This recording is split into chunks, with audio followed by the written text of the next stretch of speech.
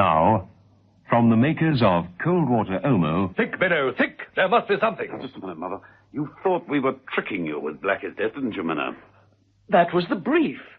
Mannering said that the course didn't really finish when we left the center, that there'd be other tests. Unexpected tests, to make sure that you wouldn't reveal any details of Course A7. But what if it all went wrong? What if you found yourself on trial for treason? Well, then I'd contact Colonel Mannering and he'd clear me. Make sure that The pigeon. I have a pigeon, a homing pigeon. I can release it and it'll go straight to Center 53. Colonel Mannering will then contact me within the hour. Within the hour? Well, it can't be too far away, then. As the crow flies. Now, get that pigeon, Minnow, and we may get Mrs. Peel and Colonel Mannering.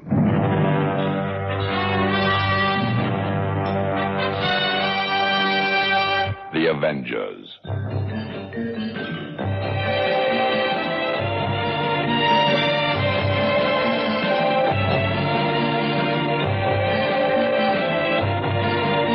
John Steed and Emma Peel, The Avengers.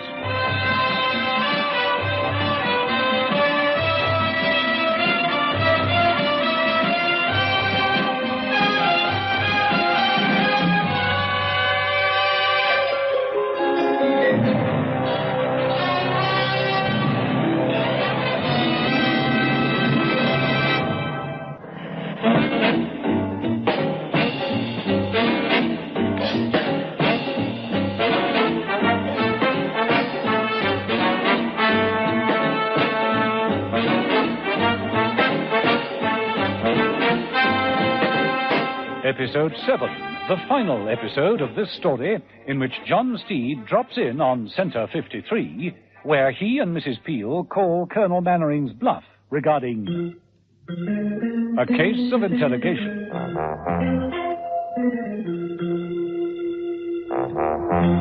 John Steed and Mother had managed to piece a few fragments of the case together. They now knew that there was an organization which was using their own red tape to gain information from various military secret agents. They knew this organization was run by a man called Colonel Mannering, and that his headquarters was an old house known as Center 53. But no one knew where this house was, or how to get there, until Minnow remembered the pigeon. John Steed called for a helicopter immediately, and from a spare piece of ground near Minnow's apartment, prepared for action. Right. Release her on a sign from me, Minnow. Right. And the best of luck, sir.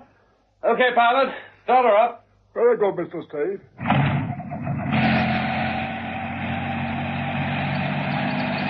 Ready?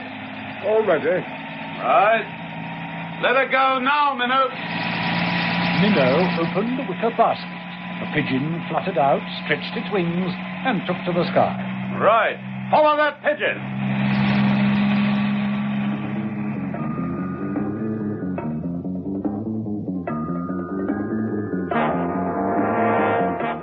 In the interrogation room at Center 53, Colonel Mannering paced up and down, slapping his riding crop against a well-polished black boot. The door opened, and two burly officers pushed Mrs. Peel into the room. Manners make it man. Come in and sit down, Mrs. Peel. That's a little more polite. Thank you, Colonel. We'll begin with all you know about John Steed. Oh? You've got to be joking. Neither of us could have that amount of time. Colonel Mannering slammed his riding crop down hard on the table. You will take this interrogation seriously, Mrs. Peel.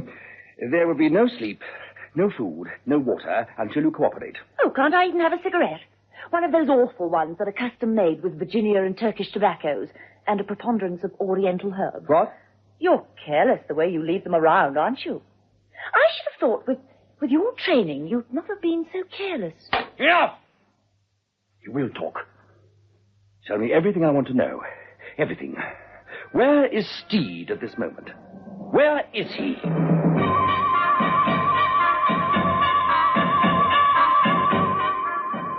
John Steed was hanging on like grim death as the helicopter skidded about in the skies above Center 53. They'd lost sight of Minnow's pigeon. Oh, can't see it anywhere now, sir. I'd better go down. She must have gone to roost out there. Let's see what lies below, shall we? Right. The helicopter descended rapidly, Steed peering through a pair of binoculars. The pigeon had gone to roost, all right. It fluttered in and settled on the reception desk. Sergeant Rasker picked it up. I say, Rasker, someone in trouble? Looks like it, Mr. Mullard. Let's see. Yes, this is Minna's pigeon, isn't it? The Colonel will have to be informed at once. The Colonel was still busy with Mrs. Peel. She was undergoing that wretched sound treatment. The truth, Mrs. Peel. The truth about John Steed. He doesn't know himself. How should I know? I'm not my partner's keeper. I thought I've always told you never to interrupt an interrogation, Rasker. Sorry, sir, but this just arrived. It's Minnows. I see. Right. One of you men take over here. Right, Colonel. Mannering left the room and marched angrily along the corridor. Well, it's Minna's pigeon, all right, Colonel. That I can see for myself. And there's been a helicopter following it. What? Just reported landing in the grounds. Steed. It must be John Steed. They're onto us. Get 2 men and cover the rear entrance to the bar. That's all very well, sir. But it's a big house. There are at least a dozen other ways in. And there'll be an armed man on every one. Open the armory, all the guns you can find. I'll summon our trainees. Sound the emergency alarms. This must be a general call. All right, sir. Right, sir.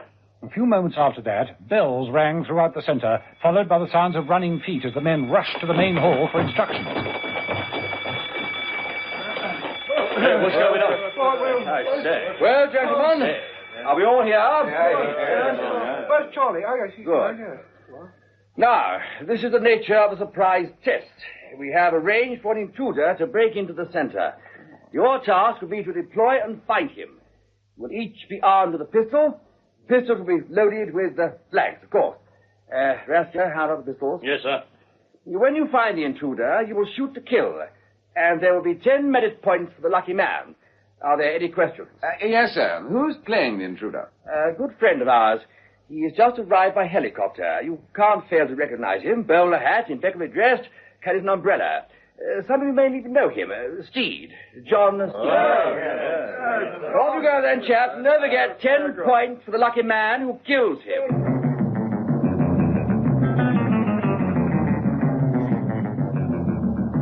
Mrs. Peel, in the interrogation room, heard the rumpus going on down the corridor.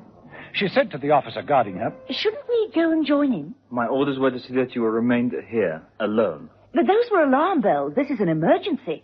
I really think we shouldn't be excluded. Let's go. Stay where you are. That's an order.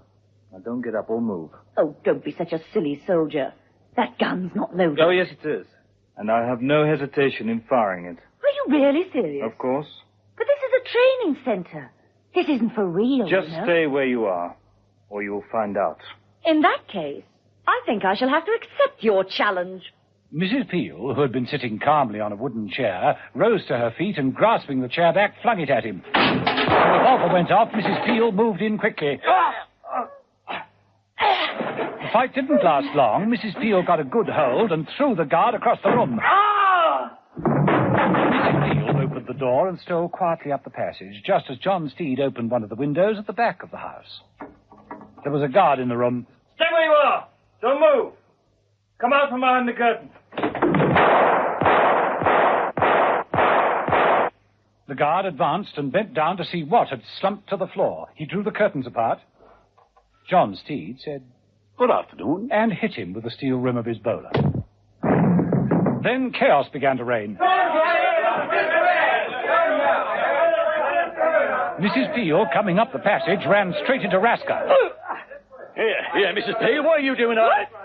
Sorry, got a thing against firearms today. Mrs. Peel did a splendid high kick and knocked Rasker's gun down the passage. A few moments later, Rasker followed it. John Steed, coming up the passage, stepped neatly over Rasker's body and picked up his gun just as Mullard and a crowd of other men raced up. Hands up, Steed! Steed obliged. I say, but we're supposed to kill him, aren't we? I saw him first. No, I did. Now, just a minute, Hold on. It's mine. It's 10 points for the kill, isn't it? Well, then, there are 5 of us here. Why don't we all shoot at once and claim 2 points each? I say, that's a good idea. Right. All right, I then. think so. 1, 2, 3... No! Mrs. Peel dashed forward, did a great leaping roll over the group of officers and landed in front of Steed. No! I say. Those guns are loaded with real bullets. Oh, come now, Emma. You just want the 10 points for yourself. Look, we've all been duped.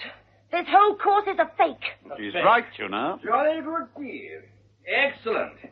Testing their gullibility, Trick 'em. See how they react to the persuasive tongue of the enemy, eh? Mannering is the enemy. I'm telling the truth. Is she? Don't forget there are 10 merit points at stake, gentlemen. Those guns are loaded with live ammunition. Please believe me. Very convincing, but not quite convincing enough. Eh, gentlemen? Might I make a suggestion? There's a simple way to see who's bluffing. Mullard, isn't it? Point your gun at Colonel Mannering and pull the trigger. I'll count to 3. 1, 2... All right, why not? No. Don't shoot. Don't shoot. Mannering dived for the floor as the bullet crashed into a light. Steed stepped forward and hit Mannering hard on the back of the neck with his umbrella. Gentlemen, shall we adjourn to the bar? I need a drink.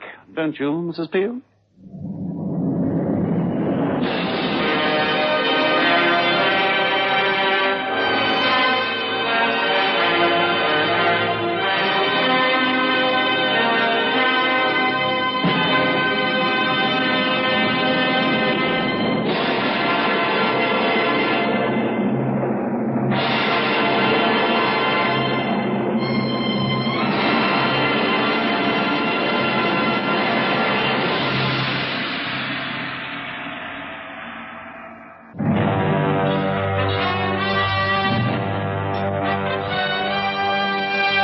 The Avengers.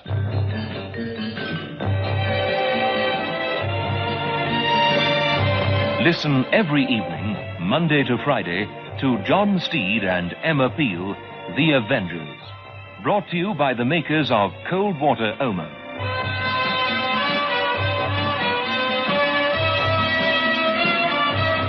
The Avengers. Donald Monat as John Steed and Diane Appleby as Emma Peel is adapted and directed by Dennis Folbig and produced by David Gooden.